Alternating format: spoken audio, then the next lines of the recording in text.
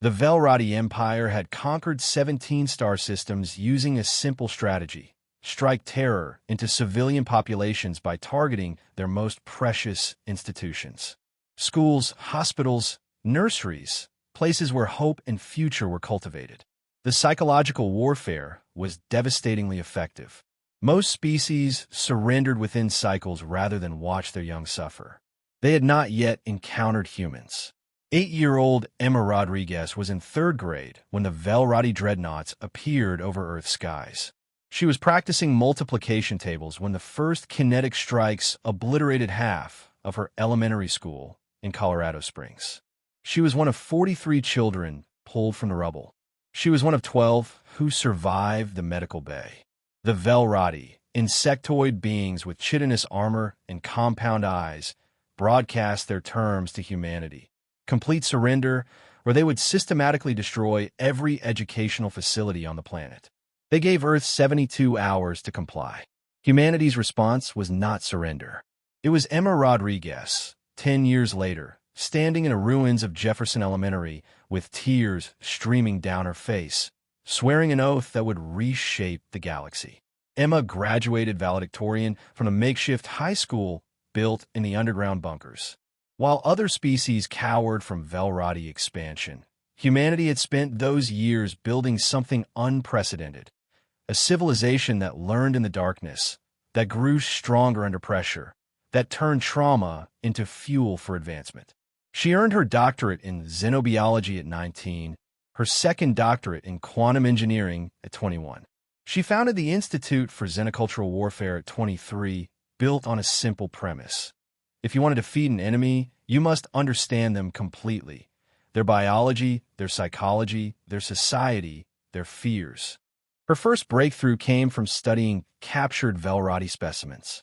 The insect's rigid caste system was maintained by pheromone cascades that suppressed independent thought in lower castes. Disrupt the pheromones, and the empire's social structure would collapse like a house of cards.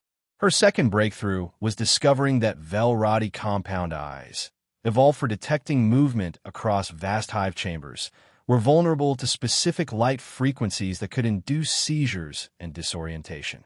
Her third breakthrough was the most elegant. Velrati reproduction required specific acoustic frequencies during their mating rituals. Alter those frequencies slightly, and their birth rates would plummet. But Emma Rodriguez didn't stop at 3 breakthroughs. She had learned something in those underground schools that the Velrati, with their rigid hierarchies and suppressed creativity, could never understand. Humans excelled at synthesis, at combining disparate elements into something greater than the sum of its parts. At 32, Admiral Rodriguez launched Operation Schoolyard. The Velrati expected another desperate human fleet charging into battle. Instead, they faced something unprecedented: a coordinated xenobiological weapon that attacked their empire on every conceivable level simultaneously. Microscopic drones, smaller than dust particles, infiltrated Velrati hive worlds through their ventilation systems. The drones released targeted pheromone disruptors that severed the neural links between castes. Within hours, worker drones began thinking for themselves for the first time in their species' history. Orbital satellites positioned around Velrati systems began broadcasting light frequencies that turned their own enhanced senses against them. Navigation became impossible. Communication broke down. Panic spread faster than wildfire. Hidden transmitters throughout their territory began emitting acoustic weapons that didn't kill. They prevented reproduction. The Velrati Empire's expansion ground to a halt as their population growth reversed. But the final stroke was purely human. Emma had spent 2 decades studying not just Velrati biology, but their culture, their legends, their deepest fears. She discovered that their species had a mythological terror of the silent dark, a prophesied time when their hive songs would cease forever. As their communication networks failed, as their populations began to decline, as their rigid social order collapsed into chaos, the Velrati realized they were living their own apocalypse prophecy. Empire-wide panic turned to mass exodus as they fled into deep space, abandoning their conquered territories. The 17-star systems they had terrorized were free within 6 months. Emma Rodriguez stood in the rebuilt Jefferson Elementary, now a memorial and museum.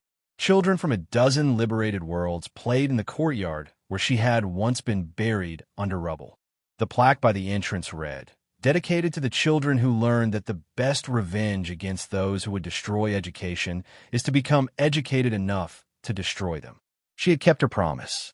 The girl who survived the attack had grown up to erase an empire, not through violence, but through the one thing the Velrati could never understand: the relentless human drive to learn, adapt, and overcome. Education, it turned out, was humanity's most devastating weapon.